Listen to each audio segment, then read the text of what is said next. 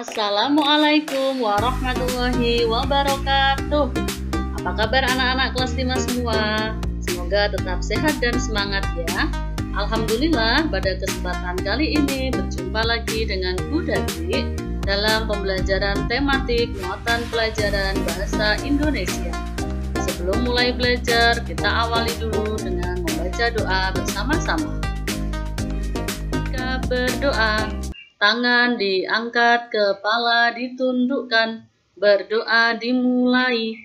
A'udzu billahi minasyaitonir rajim. Bismillahirrahmanirrahim. Allahumma alhimni rusydi wa a'idni min syarri nafsi. Ya Allah, berilah aku ilham kecerdasan dan lindungilah aku dari kejahatan hawa nafsuku. Amin. Semoga dengan membaca doa, pembelajaran hari ini dapat berjalan dengan lancar dan penuh barokah. Yuk kita akan belajar tentang teks eksplanasi. Tujuan pembelajaran hari ini meliputi: yang pertama, anak-anak diharapkan mampu menjelaskan teks eksplanasi. Yang kedua, anak-anak mampu memahami mind mapping. Dan yang ketiga, anak-anak dapat meringkas teks eksplanasi dengan menggunakan mind map. Yuk kita bahas satu persatu. Teks eksplanasi.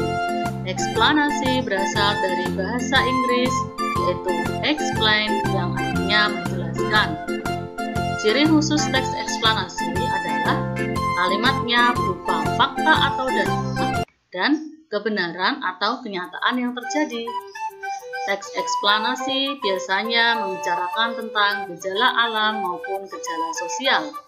Contoh gejala alam misalnya teks tentang perpindahan kalor secara konduksi, konveksi, maupun radiasi, atau teks eksplanasi tentang proses terjadinya hujan. Gejala sosial contohnya teks eksplanasi tentang perumahan kumuh, atau teks eksplanasi tentang pengangguran. Nah, berbeda dengan jenis teks lain, teks eksplanasi titik tekannya berisi tentang fakta atau data-data yang sebenarnya. Contoh teks eksplanasi. Dalam buku tematik, anak-anak menjumpai teks yang berjudul Sumber Energi Panas.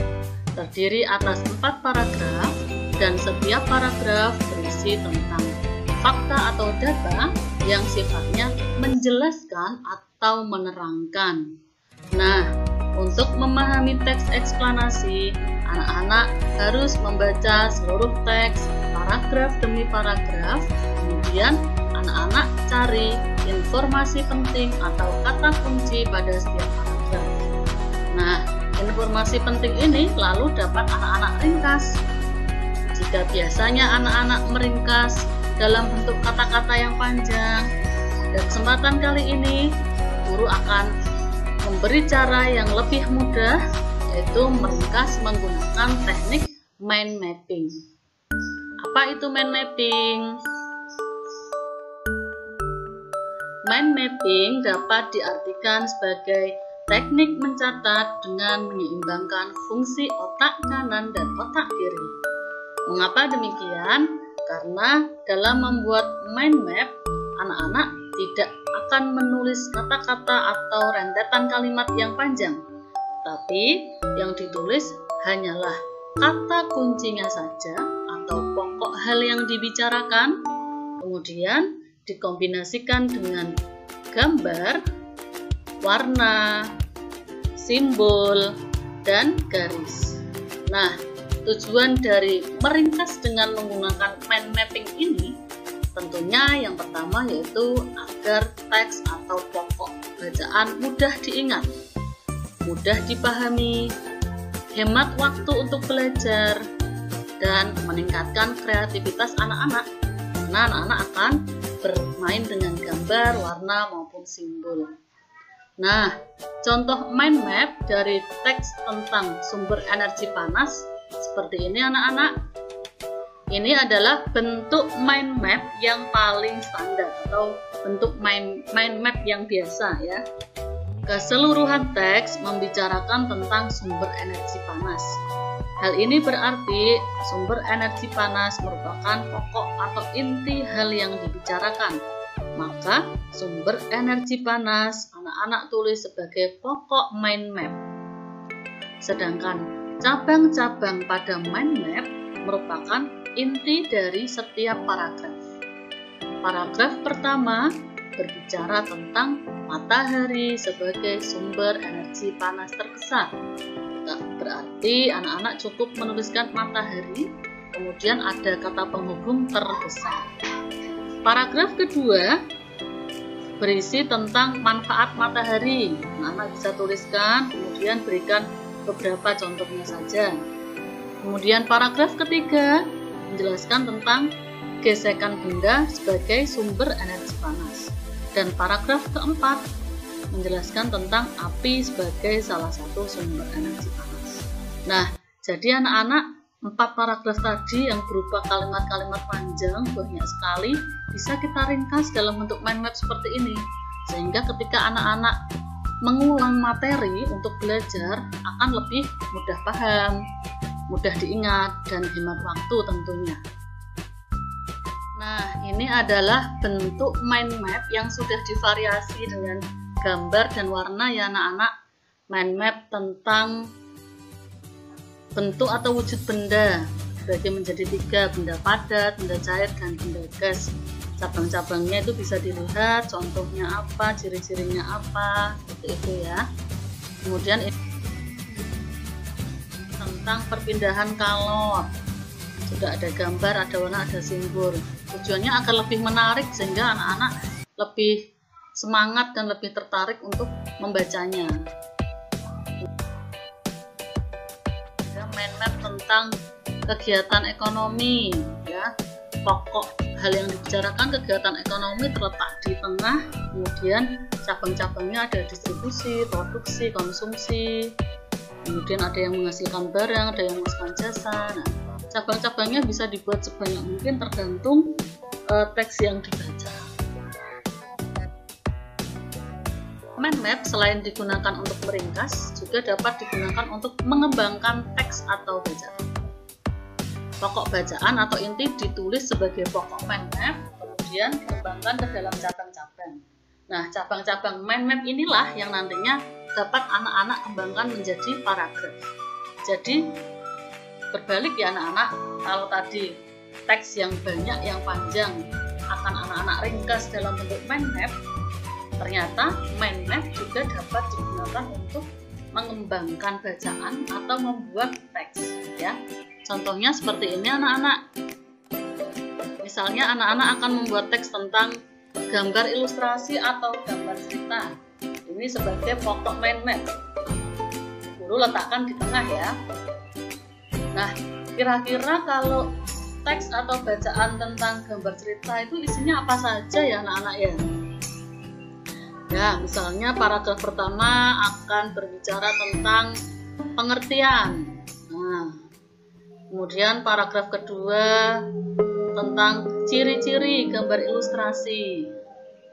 Paragraf ketiga tentang fungsi dari gambar ilustrasi atau gambar cerita.